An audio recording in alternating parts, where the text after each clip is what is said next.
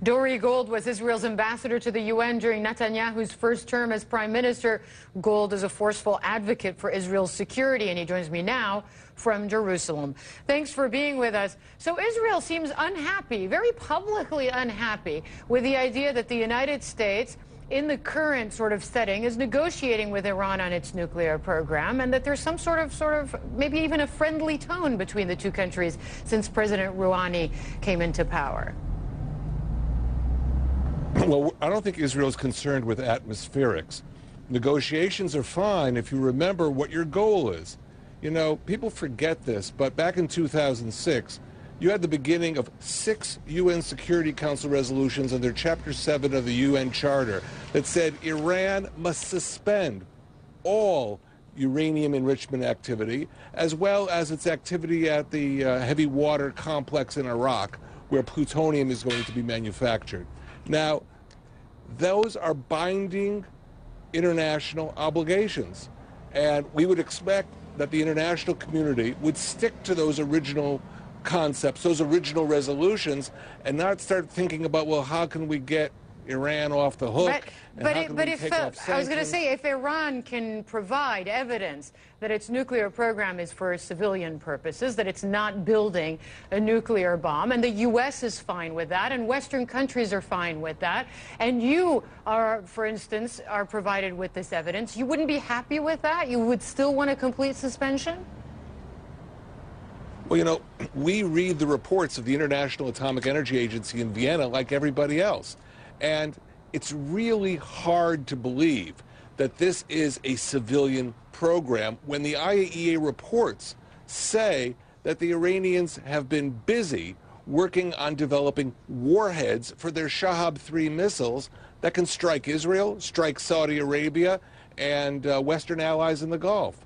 Therefore, we have a very solid basis for being concerned about any plan to sort of let Iran off the hook, remove sanctions, when you have to remember it's the sanctions that brought Iran to the negotiating table to begin with. Right, but the U.S. isn't saying that it's getting ready to suspend any sanctions. Right now it's talking. Isn't that better than the alternative, do you think?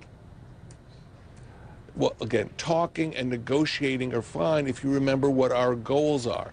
And our goals are to make sure that Iran does not have a nuclear weapons program, that it dismantle the enrichment program on uranium, and that it dismantle also its plutonium production facilities. We've already seen too many times where the West has been enchanted by negotiations with North Korea, signs an agreement, and then you have a nuclear test in 2 years. But the U.S. shares your goal. It doesn't want Iran to have a nuclear weapons program either. So what is wrong with the current process? So again, all we're saying is we have to remember what the goals should be of negotiations. You know, there's just one thing I'd like to remind all of us of. 30 years ago today was the famous attack by Hezbollah on the Marine Corps barracks in Beirut, where 241 U.S. servicemen were killed and many French commandos were also killed. Okay. We now know from National Security Agency intercepts that that was ordered by Iran. Iran is behind international terrorism. I take your point.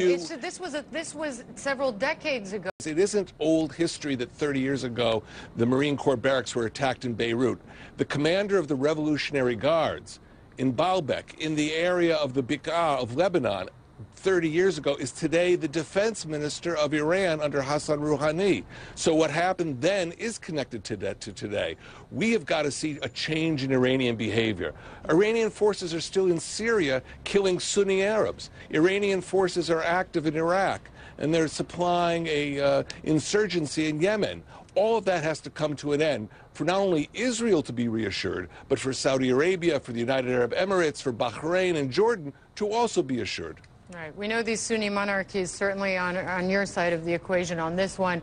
Thanks very much. And, of course, we'll be following, as far as the talks are concerned, what, if any, progress is made there. Dore Gold, thanks very much for joining us from Jerusalem.